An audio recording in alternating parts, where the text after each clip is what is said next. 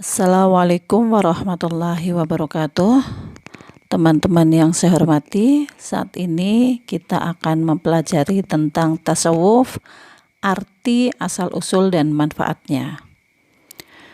Menurut Ibnu Khaldun bahwa manusia itu mempunyai panca indera atau anggota tubuh, akal, pikiran, dan hati nurani.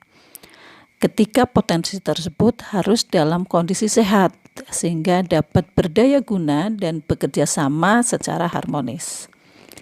Ada 3 ilmu yang berperan penting untuk menghasilkan kondisi tersebut. Yang pertama adalah ilmu fikih yang berperan untuk membersihkan dan menyehatkan panca indera dan anggota tubuh manusia atau yang kita kenal dengan toharoh. 2 adalah ilmu filsafat yang berperan dalam menggerakkan, menyehatkan, dan meluruskan akal pikiran. Dan yang ketiga adalah tasawuf, yang ini berperan dalam membersihkan hati sanubari manusia atau sisi esoterik manusia. Teman-teman yang saya hormati, pada masa Nabi memang tidak ada istilah tasawuf.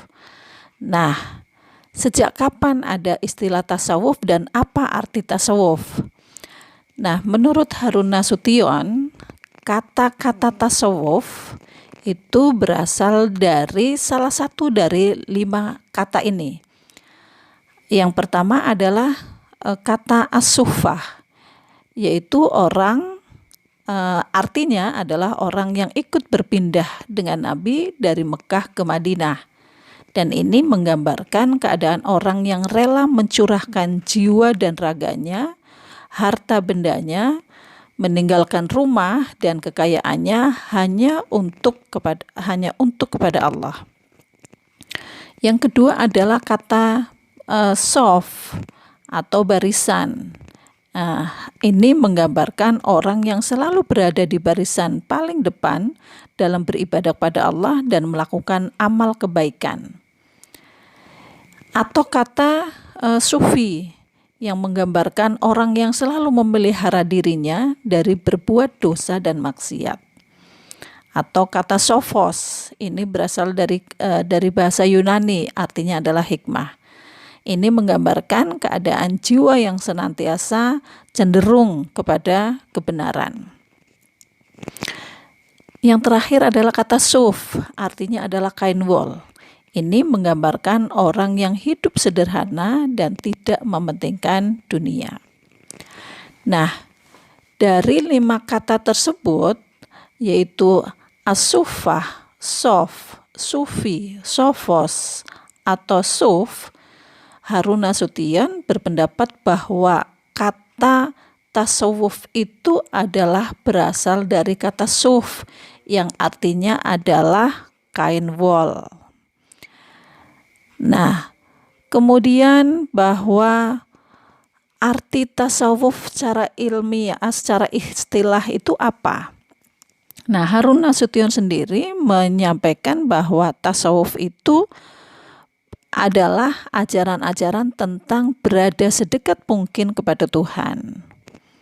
Sementara Abu Dinata mengistilahkan, mengartikan, mendefinisikan tasawuf sebagai sikap mental yang selalu memelihara kesucian diri, beribadah, hidup sederhana, rela berkorban untuk kebaikan dan selalu bersikap bijaksana. Kemudian Al-Qusairi, Al-Kanani, An-Nuri, dan Samnun mendefinisikan tasawuf itu adalah upaya melatih jiwa dengan berbagai kegiatan yang dapat membebaskan dirinya dari pengaruh kehidupan dunia sehingga dapat tercermin akhlak yang mulia dan dekat dengan Allah Subhanahu wa Ta'ala. Nah, itu adalah tasawuf. Sementara Buya Hamka mengartikan tasawuf adalah bahwa antara manusia itu berjarak. Nah, jarak itulah yang ditempuh oleh manusia untuk sedekat mungkin dengan Tuhan. Itulah tasawuf. Jadi menurut Buya Hamka bahwa upaya manusia sedekat mungkin dengan Tuhan itu yang dinamakan dengan tasawuf. Nah, tasawuf sendiri ada 3 macam. Yang pertama adalah tasawuf falsafi, yaitu tasawuf yang model pendekatannya adalah seperti filsafat.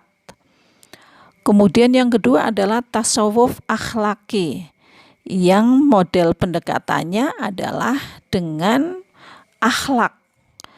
Artinya apa? Artinya mencoba menghilangkan sifat-sifat yang tercela pada dirinya dan menghiasi dirinya dengan sifat-sifat yang terpuji, yaitu sifat-sifat Allah.